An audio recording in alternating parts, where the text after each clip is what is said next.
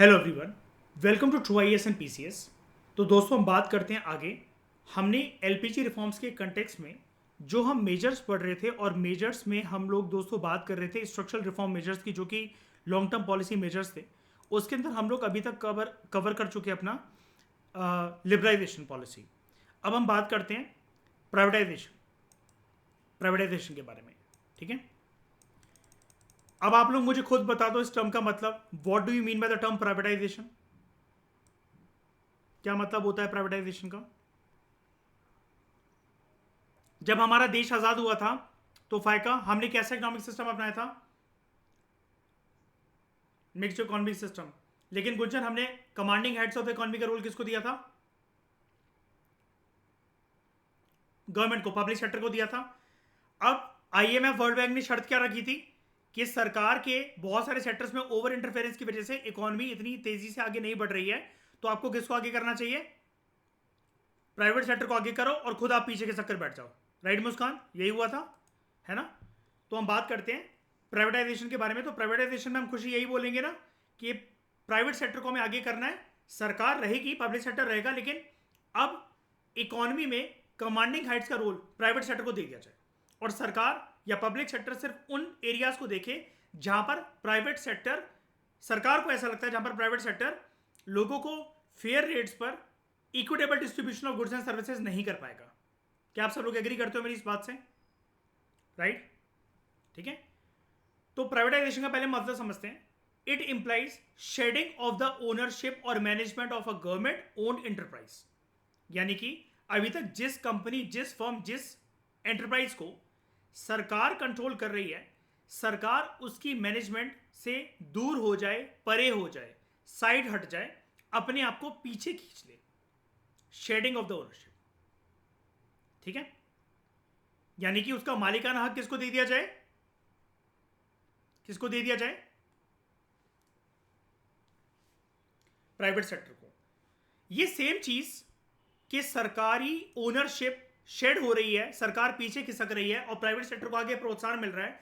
ये सेम चीज यूएसएसआर के डिसइंटीग्रेशन के बाद, जब उन 15 देशों में से, यूएसएसआर कॉम्बिनेशन था ना 15 देशों का, उसमें से जब एक कंट्री इमर्ज होकर है रशिया, रशिया में भी ये इनिशिएटिव लॉन्च करा गया था। उस इवेंट को क्या कहते हैं?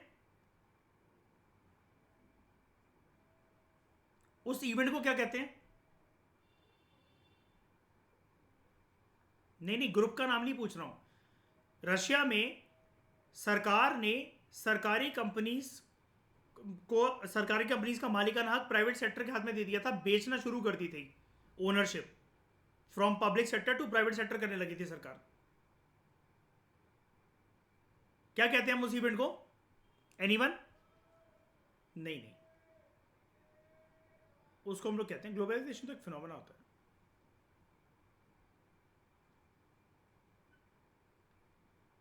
Shock therapy. क्या कहते हैं? Shock therapy. और शॉक थेरेपी कौन सी कंट्री में हुआ था? रशिया में। किसने इनिशिएट करा था? रशिया के पहले प्रेसिडेंट ने, फर्स्ट प्रेसिडेंट ने। अब आप कहोगे सर रशिया का फर्स्ट प्रेसिडेंट क्यों कह रहे हो? क्योंकि दोस्तों यूएसएसआर के डिसइंटीग्रेशन के बाद जब Russia as a separate country बनती है, तो उसका जो राष्ट्रपति आता है तो हम उसको फर्स्ट प्रेसिडेंट ही कहकर संबोधित करते हैं। और जब यूएसएसआर डिसइंटीग्रेट हो रहा था तो जो उस टाइम पर जो राष्ट्रपति था उसको हम लोग कहते हैं लास्ट प्रेसिडेंट ऑफ यूएसएसआर। तो फर्स्ट प्रेसिडेंट कौन था रशिया का? बोरिस येल्टसिन। और लास्ट प्रेसिडेंट कौन था? किसका? रशिया तो कहोगे नहीं आप, लास्ट प्रेसिडेंट रशिया का, रशिया खत्म थोड़ी ना हो गया। लास्ट प्रेसिडेंट ऑफ यूएसएसआर, इस पर्सन का नाम क्या था? मिखेल गर्बाचोफ। हम लोग लिखते GORBACHEV है, गर्बाचेव लिखते हैं, लेकिन इसकी प्रोनाउंसिएशन होती है मिखेल गर्बाचोफ। हम लिखते हैं CHEV है, ठीक है। तो यहां पर रशिया के अंदर जब यूएसएसआर का डिसइंटीग्रेशन होता है और बोरिस येल्टसिन बनते हैं पहले राष्ट्रपति रशिया के, तब वहाँ पर भी सरकारी कंपनीज को इतना घाटा हो रहा था तो सरकार ने उसका मालिकाना हक प्राइवेट सेक्टर को बेचना शुरू कर दिया था। और जीन्स के दाम पर, मार्क माय वर्ड्स, जीन्स और जूते के दाम पर रशिया की इंडस्ट्रीज बेची गई थी। और इस इवेंट को कहते हैं, वैसे तो शॉक थेरेपी कहते हैं, लेकिन इसको एक और नाम से और जाना जाता है, largest garage cell.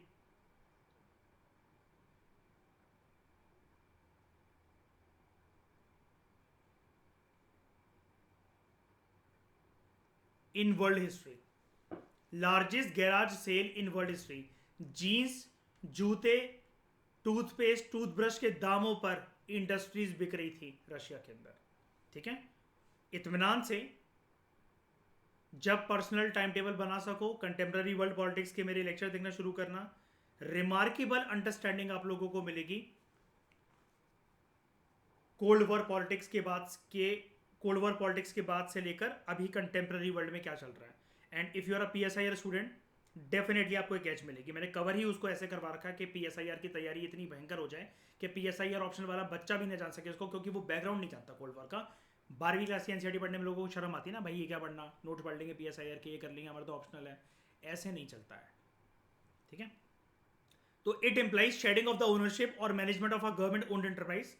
Government companies को कन्वर्ट करा गया प्राइवेट कंपनीज में इनटू टू वेज। अब जो मैं आपको पूरी रशिया की कहानी बता रहा था, यही कर रहा था ना रशिया भी, बोरिस येल्सिन की अध्यक्षता में यही हो रहा है ना रशिया में भी, है ना। तो government companies are converted into private companies into two ways. कैसे? By withdrawal of the government from ownership and management of public sector companies. सरकार ने जो मालिकाना हक अभी तक अपने हाथ में पकड़ रखा था पब्लिक सेक्टर कंपनीज का, PSUs का, वो त्याग दिया और प्राइवेट लोगों को दे दी इंडस्ट्रीज। ठीक है, सेक्टर्स वो दे दिए, बेच दी। And by outright sale of public sector companies. ठीक है, ओनरशिप बेच दी का देखो पहला पॉइंट। और दूसरा पॉइंट, अगर आप एक कैजुअल रीडिंग मारोगे तो आपको लगेगा कि ये चीज सेम है, लेकिन मैं आपको बताता हूं, withdrawal of the government from the ownership या management of the public sector companies, और दूसरा है सेल। देखो यहां पर सिर्फ सरकार ओनरशिप या मैनेजमेंट से बाहर निकली है। तो यहां पर क्या है, अगर आप पहले पॉइंट को समझना चाहो तो ऐसा समझ लो, अभी तक 51% अगर हिस्सेदारी किसी कंपनी में सरकार की है और 49% किसी प्राइवेट कंपनी की है, प्राइवेट बंदे की है, बिजनेसमैन की है, तो अब ये रिवर्स हो जाएगा।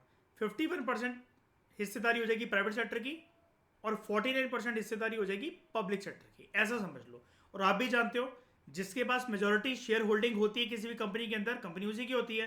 तो जब 51% शेयर होल्डिंग प्राइवेट सेक्टर की है या प्राइवेट बिजनेसमैन की है, किसी बंदे की है, group of board of directors की है, तो ऐसी कंपनी को आप क्या बोलोगे, पब्लिक सेक्टर बोलोगे कि प्राइवेट सेक्टर बोलोगे? Private sector. ठीक है, और दूसरा तरीका यह था कि सरकार कोई शेयर होल्डिंग नहीं रख रही है, पूरा का पूरा PSU वो बेच दिया प्राइवेट सेक्टर को, किसी बंदे को, जो भी कोई खरीदने को तैयार था, टाटा वगैरह या जो भी लोग थे तैयार। यहां पर सरकार की शेयर होल्डिंग 0% है, 100% शेयर होल्डिंग उस प्राइवेट कंपनी की है। ठीक है, अब देखो एक टर्म से मैं आपको रूबरू करवाता हूं, जो कि मैंने नितिन सिंघानिया के अंदर आपको काफ़ी ज़्यादा हाईलाइट करके बताया था, as well as CB Sachdeva के अंदर, as well as 10th class की इकोनॉमिक्स जो हमने कवर करी थी। थोड़े थे उसके कुछ पार्ट्स, हमने 1-2 चैप्टर कवर कर रहे थे, प्लेलिस्ट अवेलेबल है। बाद में मैंने उसको इसलिए रोक दिया था कि नितिन सिंघानिया वगैरह पूरी हो जाए, ये वाली बुक पूरी हो जाए, तो उसमें फिर कुछ करने के लिए रह नहीं जाता, वो हम फिर भी देख लेंगे। 9th-10th की NCERTs मैं आपको फिर भी करवा दूंगा, डिटेल में करवा दूंगा। तो privatisation of public sector enterprises by selling of part of the equity of PSUs to the public is known as disinvestment। सरकार जब पूरी तरीके से PSU से बाहर ना निकले, सिर्फ उसकी शेयर होल्डिंग को बेच दे, पूरी तरीके से उसका मालिकाना हक प्राइवेट सेक्टर को ना दे, अपनी कुछ शेयर होल्डिंग रखे, हाँ वो अलग बात है कि मेजॉरिटी शेयर होल्डिंग सरकार के पास नहीं है, जैसा कि केस नंबर 1 हमारा यहां पर बन रहा था, जहां पर मैंने आपको एग्जाम्पल में बताया कि एग्जाम्पल के तौर पे मान लो 51% शेयर होल्डिंग प्राइवेट सेक्टर के हाथ में, 49% पब्लिक सेक्टर के हाथ में। ऐसी पॉलिसी को हम लोग कहते हैं डिसइन्वेस्टमेंट। क्या सरकार का रोल है डिसइन्वेस्टमेंट में? मतलब सरकार यहां पर है डिसइन्वेस्टमेंट करने के बाद भी, या फिर गवर्नमेंट सेक्टर बिल्कुल गायब है यहां से? When I use a term disinvestment, क्या गवर्नमेंट विजिबल है यहां पर? बिल्कुल है, ठीक है। लेकिन गवर्नमेंट के पास क्या मेजोरिटी शेयर होल्डिंग है? नहीं, सरकार बेचती चल रही है उस शेयर होल्डिंग को। तो शेयर होल्डिंग को बेचने से क्या होता है? सरकार को पैसे मिलते जाते हैं। क्या होता है? सरकार को पैसे मिलते जाते हैं, ठीक है। और अगर वो लॉस मेकिंग सरकार को कंपनी लगती रहेगी तो सरकार पूरा का पूरा सब कुछ बेच के निकल जाएगी फिर पर। तो privatisation of public sector enterprises by selling off part of the equity of PSEs. Equity समझते हो ना, शेयर होल्डिंग को कहते हैं हम लोग, इक्विटी शेयर्स वर्ड जानते हो क्या आप लोग? अब स्टूडेंट्स के मन में डाउट आता है कि सर ये पीएसईज या फिर पीएसयूज कभी कभार हमारी एनसीईआरटीज में क्यों लिखा रहता है, इसका क्या मतलब होता है? पीएसयू या फिर पीएससी। तो देखो, आप चाहे पब्लिक सेक्टर यूनिट्स कह लो या पब्लिक सेक्टर एंटरप्राइजेस कह लो, एक ही बात है, कंफ्यूज मत होना, ओके? एक ही बात है। तो privatisation of public sector enterprises या public sector units by selling off part of the equity share holding of पीएससीज। किसको बेचकर? पब्लिक को। पब्लिक यहां पर कौन है? कोई भी प्राइवेट पर्सन जो जिसकी बोली लगी हुई है उस शेयर होल्डिंग को, उतने पार्ट को वो जनता खरीदने को तैयार है। अब वो बिजनेसमैन हो सकता है, आपके मेरे जैसे लोग हो सकते हैं, हो सकता है हम सारे, एक बोली लगी है कि 9 लाख रुपए में सरकार एक इक्विटी शेयर होल्डिंग बेच रही है स्टील अथॉरिटी ऑफ इंडिया की।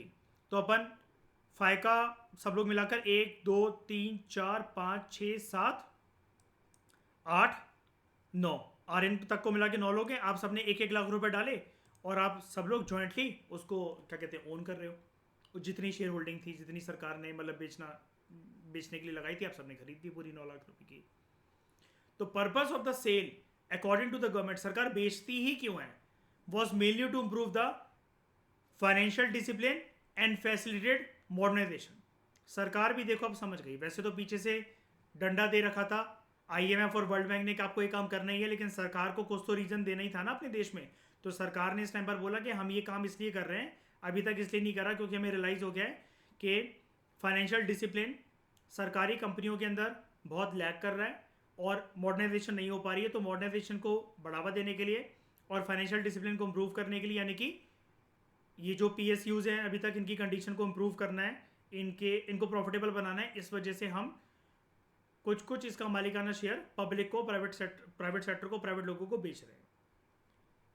It was also aimed at private capital and managerial capabilities could be effectively utilized to improve the performance of PSU। सरकार ने ये भी बोला कि हमें ऐसा लगता है प्राइवेट सेक्टर के पास जो अपना खुद का पर्सनल पैसा है और जो प्राइवेट बंदे, बिजनेसमैन वगैरह या कोई भी पर्सन जो बोर्ड ऑफ डायरेक्टर बनेगा, वो जब अपना पैसा लेकर यहाँ पर आएंगे, ठीक है, और उनके पास जो मैनेजरियल कैपेबिलिटीज़ है, उनके पास इन्वेंशन एंड इनोवेशन के जो हथकंडे हैं, इन सारे शस्त्रों के माध्यम से वो पीएसयूज की परफॉर्मेंस को इम्प्रूव कर सकते हैं, जिसका डायरेक्टली इनडायरेक्टली इम्पैक्ट ऑब्वियस ही बात है देश की अर्थव्यवस्था पर निकलेगा। ये क्लियर हुआ आप लोगों को? बताओ, क्लियर है?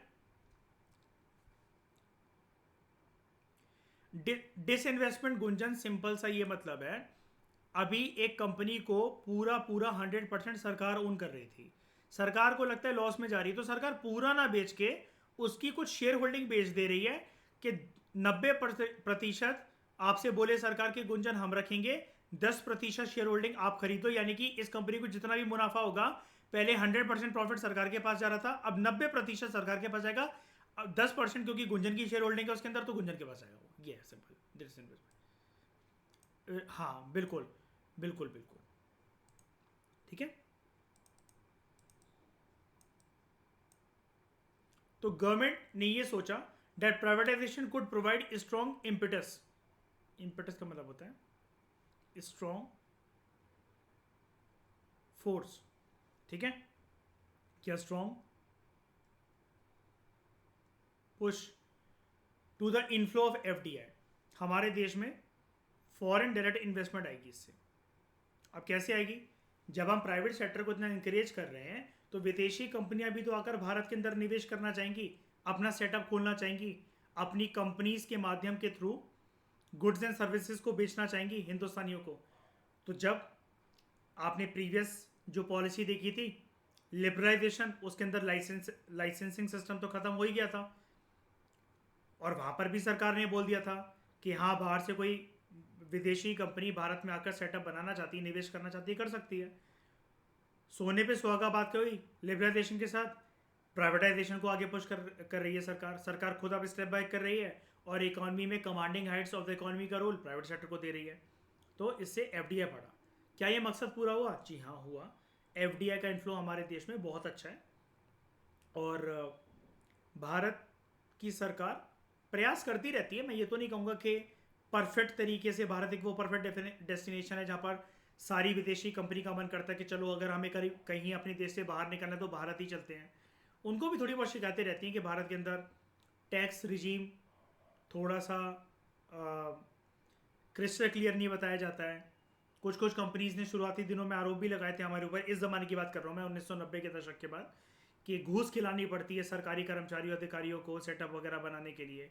लेकिन धीरे धीरे करते जब भारत को समझ में आया कि नहीं यार, रेमिटेंस के अलावा एफडीआई का इनफ्लो हमारी अर्थव्यवस्था में चार चांद लगा सकता है, तब भारत की सरकार ने कंडीशंस इंप्रूव करी, वो पाथ बनाया जिसकी वजह से विदेशी कंपनियां भारत में आकर अपना सेटअप बना सकें और निवेश कर सकें। तो उनमें से कुछ जो पॉपुलर कंपनियां जो अब आप और मैं पैदा हुए थे हमारे ज़माने के आसपास खुली थी, हम जानते हैं उन सब के नाम, जैसे नेस्ले और मैकडोनल्ड्स, KFC, ये सब चीज़ें। ठीक है। तो government has also made attempts to improve the efficiency of PSUs by giving them autonomy in taking managerial decisions. Last chapter के अंदर आप लोगों ने ये चीज़ बहुत अच्छे से देखी थी कि सरकार खुद डिसाइड करती थी कि प्राइवेट सेक्टर को लाइसेंस मिलेगा, कहाँ पर मिलेगा, वो कितनी प्रोडक्शन कर सकते हैं, ठीक है, कहाँ कहाँ पर कौन कौन से एरिया में अपने गुड्स एंड सर्विसेज को बेच सकते हैं। सरकार ने अब पूरी तरीके से प्राइवेट सेक्टर को आज़ादी दे दी कि आपको जैसे जो चलाना है आप चलाओ, मैनेजरियल डिसीजंस आप खुद लो, अनटिल एंड अनलेस आप कोई एंटी नेशनल काम नहीं कर रहे हो तब तक हम इंटरफेयर नहीं करेंगे।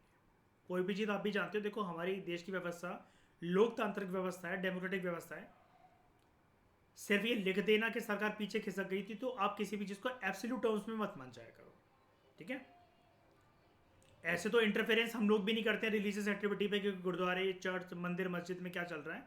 लेकिन जब एक इंसानों के अधिकारों के अगेंस्ट अगर कोई रिलीजियस बॉडी, इंस्टीट्यूशन या लोग अगर काम करने लग जाते हैं तब तो हमें भी इंटरफेयर करना पड़ता है, मतलब सरकार को भी इंटरफेयर करना पड़ता है। कहने के लिए हमारा सेकुलरिज्म पॉजिटिव सेकुलरिज्म है। ऐसे ही यहाँ पर अगर ये लाइन लिखी हुई है और आपको अगर ये इंसाइट मिल रही है, आप इस एनालिसिस से आपको ये इंटरप्रेट हो रहा है कि सरकार पूरी तरीके से पीछे खिसक गई थी, तो ऐसा नहीं है। कोई कंपनी भाई ड्रग्स बना रही है, चरस, गांजा, कोकीन, हीरोइन, ब्राउन शुगर बना रही है, बंदूक बना रही है, बजूका बना रही है, ठीक है, इलीगल स्मगलिंग हो रही है किसी चीज़ की, तो ऑब्वियस ही बात है सरकार उसके इस पर तो इंटरफेयर करेगी। ठीक है। तो for instance some PSUs have been granted special status as Maharatna, Navratna and mini Ratna. तो हमारे देश में PSUs ना 3 कैटेगरीज में क्लासिफाई होते हैं। फाइनली आपके सामने वो क्लास आई गई जिसको हम 1-1.5 साल से अलग अलग सब्जेक्ट्स में अलग अलग जगह पर PSUs के नाम देते हुए आ रहे थे, कि मैंने आपको बताता था कि एक टाइम पर मैं आपको बताऊंगा 11th क्लास की NCERT से कि PSUs 3 तरीके से क्लासिफाई होते हैं। नितिन सिंघानिया में हालांकि टॉपिक गिवन है, लेकिन बहुत ही वो बकवास भाषा के अंदर एक छोटा सा बक्सा या टॉपिक बनाकर वो गिवन है। सबसे प्यारा बॉक्स जो है वो आपको यहाँ मिलेगा डिटेल में। हमारे देश में PSUs क्लासिफाई होते हैं इनटू 3 ब्रॉडर कैटेगरीज। एक महारत्न, दूसरे नवरत्न और तीसरे मिनी रत्न। ठीक है। अब रत्न का मतलब क्या होता है? ज्वेलरीज, ज्वेल्स, जेम्स, है ना, प्रीशियस स्टोन्स। ऐसे इनको हम कुछ भी बोल रहे हैं, जैसे नव बोल रहे हैं, मिनी बोल रहे हैं, महा बोल रहे हैं, तो रत्न क्यों वर्ड ऐड कर रहे हैं? वो इसलिए because these are precious PSUs। इनके प्रॉफिटेबल होने से और लॉस में होने से अर्थव्यवस्था को फर्क पड़ता है, इस वजह से हम इसको रत्न बोल रहे हैं। They are precious jewels, they are precious gems, they are precious stones of stepping stones of Indian economy. तो Navratna and public enterprise policies. Writer आपको बोल रहा है कि बचपन में हमने फेमस नवरत्न या 9 ज्वेल्स के बारे में सुना था in the imperial court of king Vikramaditya. ये पूनम दलाल दहिया के अंदर मैंने उन नवरत्न के आपको नाम भी बता रखे हैं, कौन कौन क्या क्या काम करता था ये भी बता रखे हैं। नवरत्न सिर्फ इसके दरबार में नहीं थे, एक राजा और था उसके दरबार में और हुआ करते थे नवरत्न। बताओ कौन, विक्रमादित्य के अलावा? अकबर। शाबाश, किसने बोला ये? शाबाश प्राची, ठीक है। अकबर के दरबार में भी थे।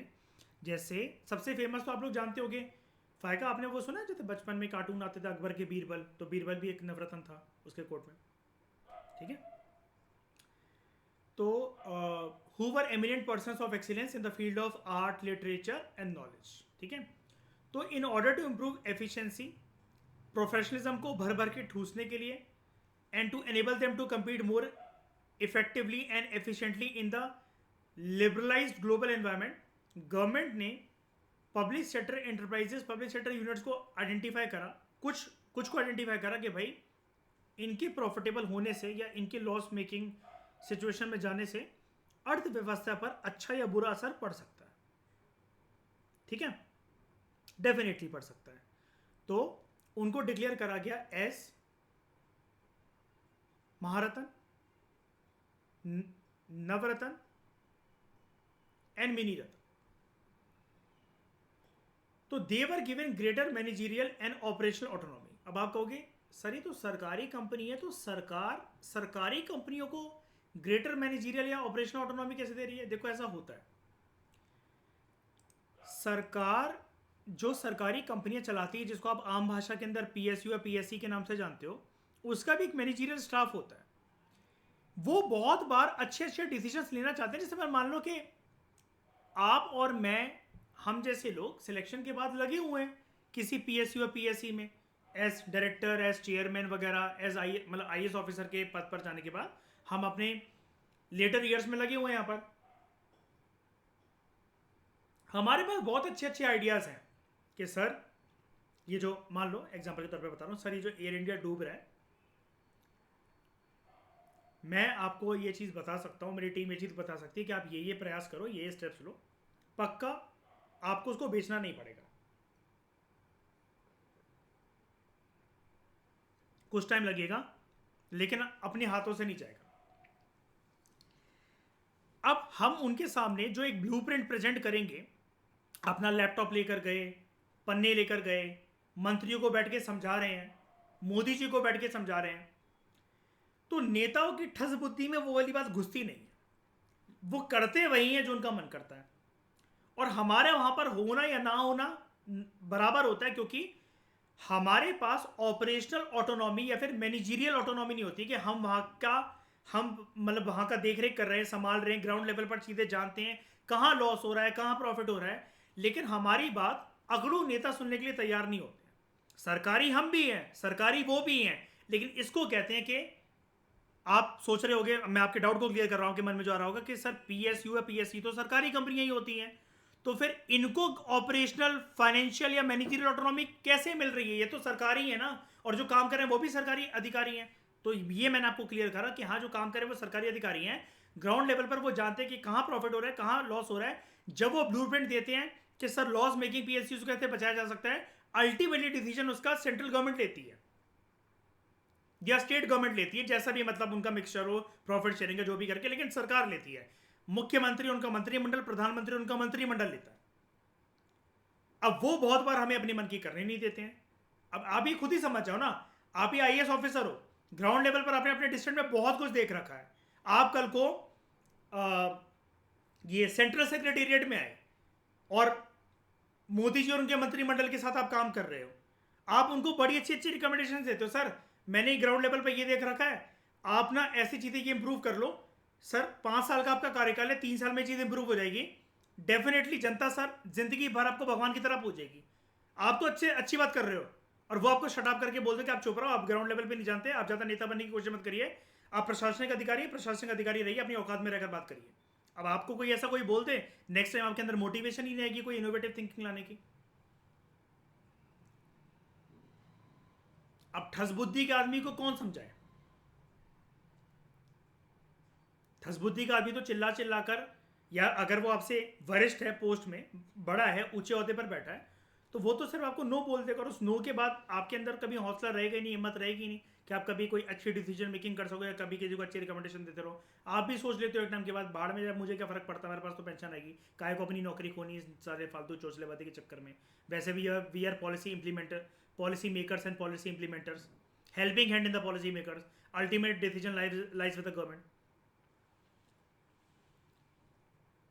तभी तो कहते हैं कि यूपीएससी का जो सपना है ना कोचिंग इंस्टीट्यूट में, रेवोल्यूशनरी तौर पर गलत दिखाया जाता है, और जो इस रेवोल्यूशन में उतर जाता है उसकी चलती नहीं है बेसिकली।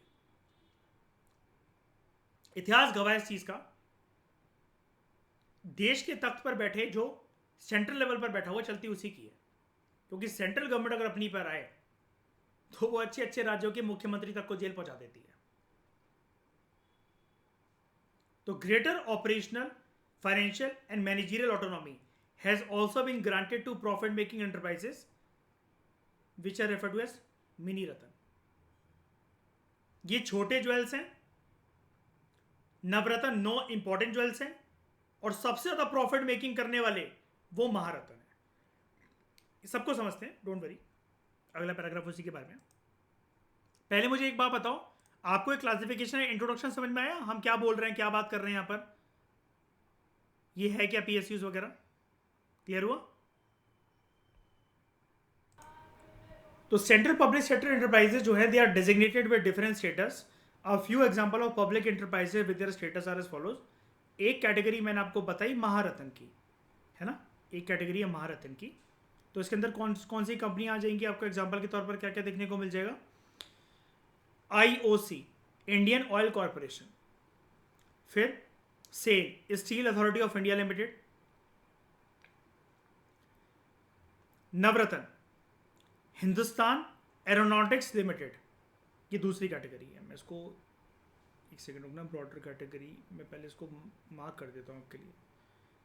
ये कैटेगरी 1, ये कैटेगरी 2 और ये कैटेगरी 3। तो इनके एग्जांपल्स होते हैं यहाँ पर गिवन, एग्जांपल गिवन है कि Maharatna, IOC, Steel Authority of India Limited, और भी हैं एग्जांपल, लेकिन उन्होंने बस एक एक दो एग्जांपल समझा रखे हैं आपको, कि आपको कोई लर्न करके नहीं जाना है इसको, जितने दे रखे हैं उतने लर्न करने हैं।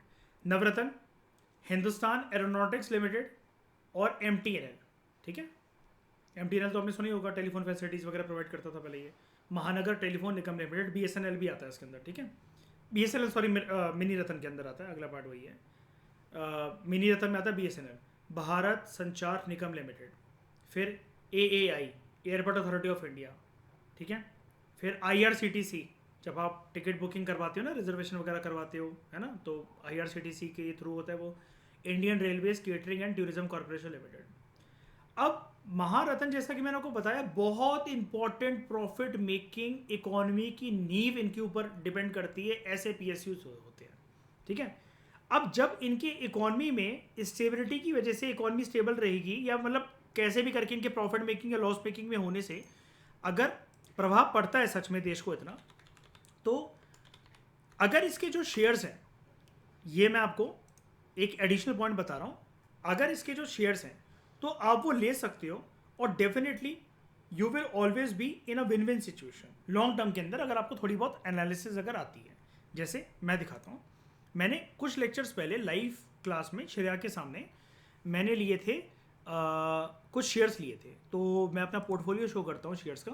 मैंने स्टील अथॉरिटी ऑफ इंडिया के शेयर्स ले रखे हैं, यहाँ पर देखिए आप, ये मैंने स्टील अथॉरिटी ऑफ इंडिया के शेयर्स ले रखे हैं, 156 शेयर्स लिए थे मैंने, और इन्वेस्टमेंट करा था मैंने 15,522 रुपये का। करंट वैल्यू मेरी इसकी चल रही है 25,000 रुपये की। तो मेरा ओवरऑल प्रॉफिट आज जो चल रहा है टोटल, जब से मैंने लिए थे, 10,163,171 रुपीज़, मतलब 65% का मेरा रिटर्न मेरे को मिल रहा है इसके ऊपर, ठीक है। लगभग 65% का मुझे मिल रहा है। क्या देखकर मैंने लिए थे, एक तो ये अच्छे पॉइंट पे था या वो था, और मुझे ऐसे हमेशा जो महारत्न या जैसी जो कंपनीज हैं ये मतलब अच्छी चलती हुई दिखती हैं। अब जैसे इंडियन ऑयल कॉरपोरेशन भी यहाँ पर था, आईओसी, ठीक है। तो इसका देखते हैं, आईओसी, इंडियन ऑयल कॉरपोरेशन, इसका शेयर अवेलेबल है। तो क्या ये बड़ा है, कुछ सालों में गिरा है, इसका एक बारी ज़रा हम पोस्टमार्टम करते हैं, पता लगाते हैं। तो यस, अगर आप यहाँ से यहाँ तक इसको देखें, हाँ, तो कोविड के टाइम पर तो ये देखो नीचे गिर गिर रहा था। कोविड के टाइम पे तो सभी कुछ नीचे गिरा था, देखो 2020-21 तक मतलब वो करके, लेकिन उसके बाद ये अभी अपने ऑल टाइम हाई पे चल रहा है। यहाँ पर ये पॉइंट पर था 48 रुपीज़ का था, और ये लगभग 200 रुपये तक ये गया। ठीक है, तो ऐसे भी करके आप अपने थ्योरेटिकल स्टडीज़ की बेसिस पर थोड़ी बहुत स्टडी कर कर आप अच्छा पैसा कमा सकते हो, थोड़ी बहुत रिसर्च वगैरह कर कर। ठीक है,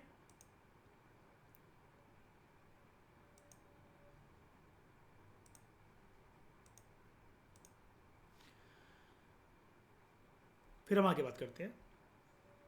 तो मैनी ऑफ दीज प्रॉफिटेबल पीएससीज were originally form during the 1950s and 1960s when self reliance was an important element of public policy. आपको पता है ना, प्रीवियस चैप्टर के अंदर हम लोग एक ही चीज़ गाते रहते, सरकार एक ही चीज़ गा रही थी, import substitution policy, self reliance के ऊपर फोकस करो, हमें अपने आप को सक्षम बनाना है। लेकिन उसके अंदर आयरनी क्या थी, मजाक क्या था, सेल्फ रिलायंस के नाम पर सरकार जो है प्रोडक्शन करने नहीं दे रही है।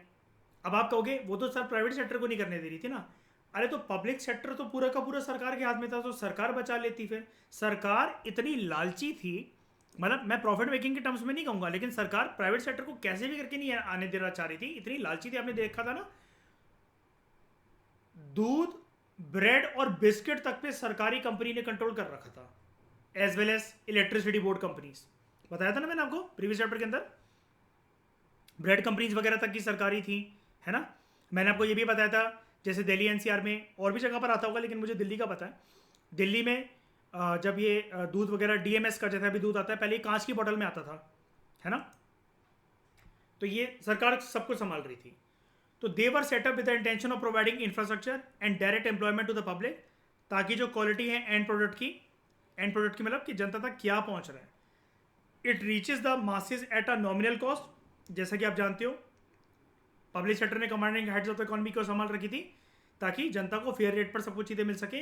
And companies themselves were made accountable to all the stakeholders. और प्राइवेट सेक्टर को इसलिए आगे नहीं करा गया था ताकि उनको लूटा ना चाहिए। ये सरकार का एक इंटेंशन था, एक रीजन था। The granting of status resulted in better performance of these companies. कौन सा स्टेटस? पब्लिक सेक्टर का स्टेटस। स्कॉलर्स ये आर्ग्यू करते हैं कि that instead of facilitating public enterprises in their expansion and enabling them to become global players, government को थोड़ा थोड़ा करके प्राइवेट सेक्टर को भी आगे लेकर आना चाहिए था थ्रू डिसइन्वेस्टमेंट। लेकिन सरकार को जब जूता पड़ा 1950 से लेकर 1990 तक, तब सरकार को अकल आती है।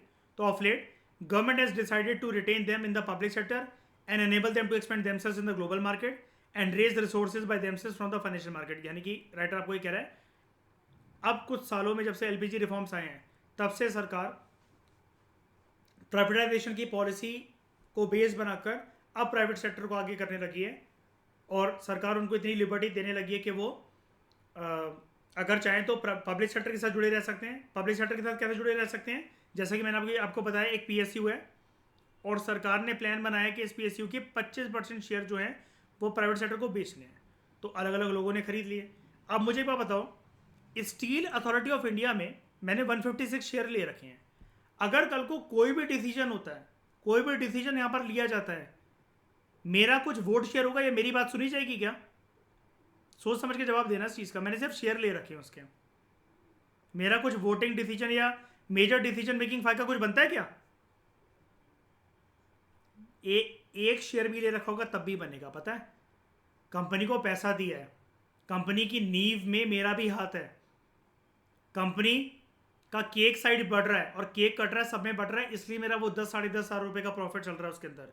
जब भी स्टील अथॉरिटी ऑफ इंडिया की कोई बोर्ड मीटिंग की डिसीजन होती है ना, डिसीजन लिया जाता है, जब कोई मीटिंग होती है, मुझे मेरे जीमेल पर लिंक आता है, गूगल मीट का या फिर जूम की क्लासेस, मतलब क्लासेस कह रहा हूँ, जूम का लिंक आता है कि आज इसकी मीटिंग है और मेरा डिसीजन लिया जा रहा है, आपका वोट मतलब इनवाइटेड है, ज़रूरी है और आप वोट ज़रूर करिएगा। वो अलग बात है कि मैं मीटिंग वगैरह अटेंड नहीं करता है ना, मेरे को पता लगता है कब हो गई कब नहीं हो गई। और इससे एक फ़ायदा और मिलता है मुझे, मेरे शेयर का प्राइस बढ़े चाहे ना बढ़े, प्रॉफिट चाहे मेरा 10,500 चले, चाहे 10,000 चले, चाहे 15,000 चले, हर 3-4 महीने में मुझे डिविडेंड भी मिलता है। डिविडेंड शेयर के प्रॉफिट से अलग होता है। मतलब क्योंकि मैंने कंपनी को पैसे दे रखे हैं कि आप जाके इंफ्रास्ट्रक्चर में लगाओ, जो करना है वो करो। अब बूंद बूंद से सागर बनता है। अगर मुझे मुस्कान आप 1 रुपए दो, क्या उसकी कोई कंट्रीब्यूशन रहेगी मेरी लाइफ में? कुछ कर सकता हूं मैं उसका, करंट इन्फ्लेशन वगैरह कुछ को देखते हुए? नहीं ना। लेकिन अगर मुझे इस देश की आबादी 200 करोड़ रुपए, 200 करोड़ लोग 1-1 रुपए सिर्फ 10 दिन तक दें, अब मैं बहुत कुछ हूं, है ना? ऐसे मुस्कान भीख मांगना शुरू करो और प्रॉपर्टी बनाओ, ठीक है? देखो देखो, सरकार का कभी भी मकसद ना गुड्स को बेचना या सर्विसेज को बेचना नहीं होना चाहिए डेमोक्रेटिक देश में। स्पेशली तब जब आपने पहचान दे रखी उसको, उस पहचान दे रखी है उसको मिक्स्ड इकोनॉमी को। जो आप बात कर रहे हो ना, 100% सही है, इस बात में कोई डाउट ही नहीं है, बिल्कुल सही बात है। लेकिन ये आर्ग्यूमेंट गलत बैठती है। पहले तो बात तो सही बैठती है सोशलिस्ट इकोनॉमी में।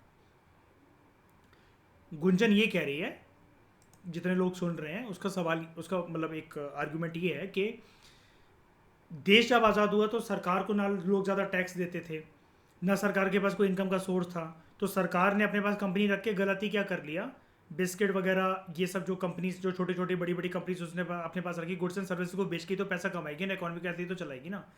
मिक्स इकोनॉमी के अंदर सरकार का ये रोल नहीं होता है। आप प्राइवेट सेक्टर को आगे करो, प्राइवेट सेक्टर जब पैसा कमाएगा टैक्स अपने आप पे करेंगे वो। आप अपने आप पॉलिसी बनाओगे, अपने आप वो टैक्स पे करेंगे। आप आगे ही नहीं आने दे रहे उनको, आगे ही तो नहीं आने दे रहे हो, बात ये है ना।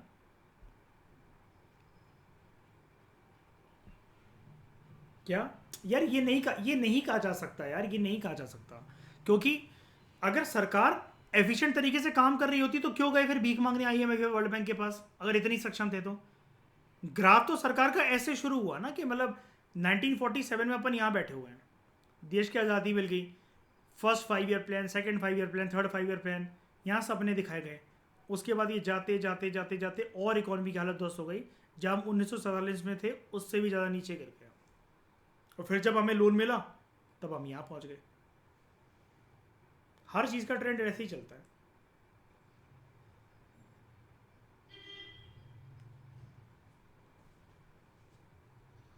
नहीं, ऐसा नहीं था।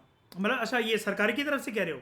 हाँ बिल्कुल, वो तो था ही, वो तो हम प्रूव ही कर चुके हैं। इतने इकोनॉमिस्ट और इतने सब कुछ सरकार को मतलब समझाते भी होंगे, जो भी करते होंगे वो अच्छे, मतलब वो इतने एफिशिएंट लोग नहीं थे जो कि फ्यूचरिस्टिक विजन लेकर कुछ चला पाए देश को।